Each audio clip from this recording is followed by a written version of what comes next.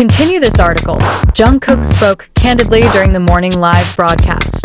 The solo live broadcast, which began at 3:40 a.m. on the 26th and lasted for approximately 1 hour and 20 minutes, left many armies surprised, confused, and heartbroken as he expressed his heart while drinking and occasionally using slang. Details of the live broadcast have been provided in this morning's video, but in this video we will summarize the current situation, with Korean media reporting on the live broadcast of the morning, which has received mixed reviews. This Uverse live broadcast archive was deleted at around 11 a.m. It's unclear if Jungkook himself deleted it or his agency. However, while many reports portray this morning's live broadcast negatively, one Korean media outlet analyzed the incident as an example of growth rather than deviation. Ha! This victim mentioned smoking while drinking with a friend and relative who lived with him. Why can't I talk about it? I'm 30 years old, and I used to smoke a lot, but I really tried to quit. I also want to talk about this. But as soon as I say it, the company is going to make a big fuss. So I revealed my true feelings. I haven't even talked about it with the company. It's just that I love singing, I love emotions, I love you all, I'm honest, and I'm human, and I want to admit my mistakes. There are a lot of people who support me, and there are all kinds of people. I guess there are all sorts of people in ARMY, but no one can replace you. I could probably have fun all the time without you, but there's only one reason why I want to be better. You are the only ones who inspire me to do something. I'm not a person who reads a lot of books, and I'm not a person who speaks logically and precisely. I even use English slang sometimes, hoping to get my feelings across. I also mention my agency. I've always been honest with ARMY, and it hurts.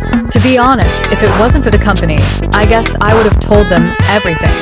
But does that make the company the bad guy? I am grateful that they have always been neutral.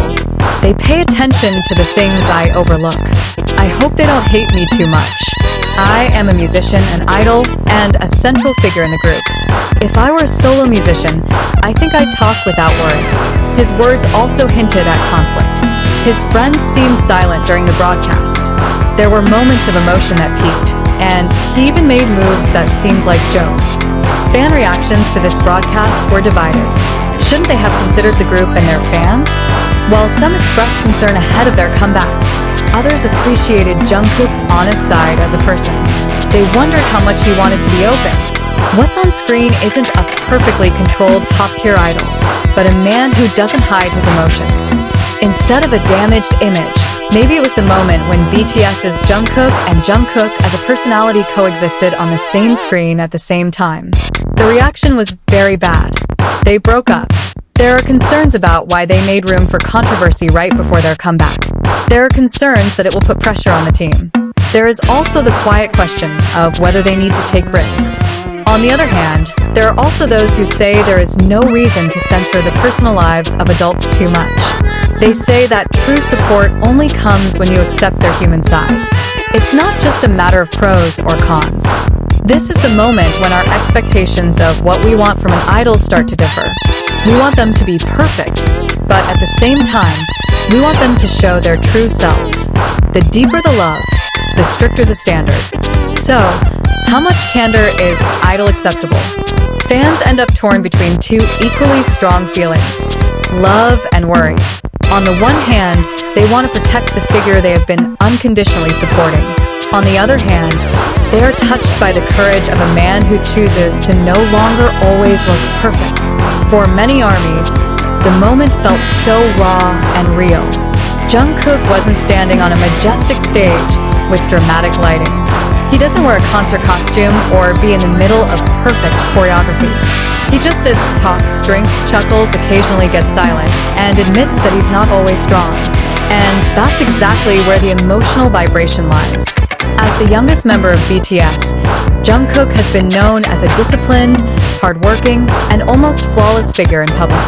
Since debuting at a very young age, she has grown up under the camera spotlight, industry expectations, and the high standards inherent in global idol status.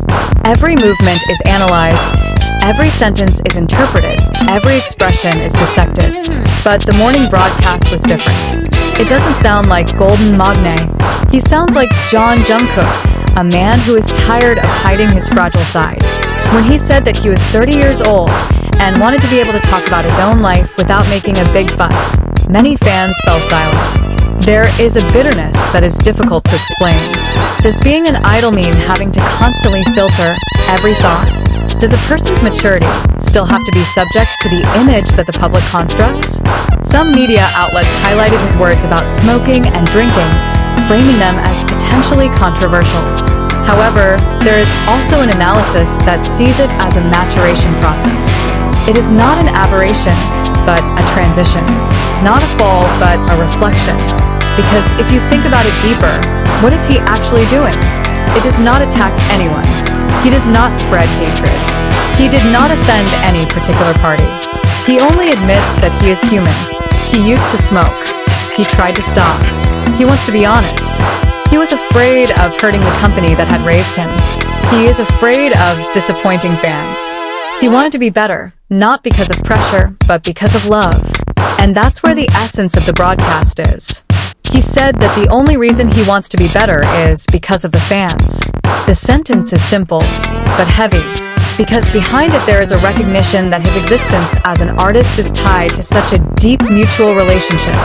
He could have had fun without anyone, he said, but the desire to improve, to keep going, comes from those who support it. Some fans felt that the moment was too risky, especially ahead of the group's comeback. The concern is not without reason. HYBE as an agency certainly has a mature strategy, planning, and reputation considerations. In an industry as big as K-pop, a single clip can evolve into a wild narrative in a matter of hours. But on the other hand, there is a deeper question. Until how long should an idol always be a filtered version? Does automatic honesty mean threat? Or is that what makes the relationship between artist and fan feel real? Perhaps this is the moment when fan expectations start to change. The generation of idols who grew up with social media can no longer fully or want to be trapped in a sterile image. They want to breathe. They want to be wrong. They want to learn openly. The question now is no longer should he speak like that, but are we ready to accept them as fully human? The morning broadcast may not be about cigarettes or drinks. It's not about the company or the comeback. It's about the boundary between image and honesty. About the space given to a man to say, I'm not perfect, but I try. And perhaps, in the end, what will endure is not an unblemished image, but a relationship strong enough to accept honesty, no matter how raw it may be.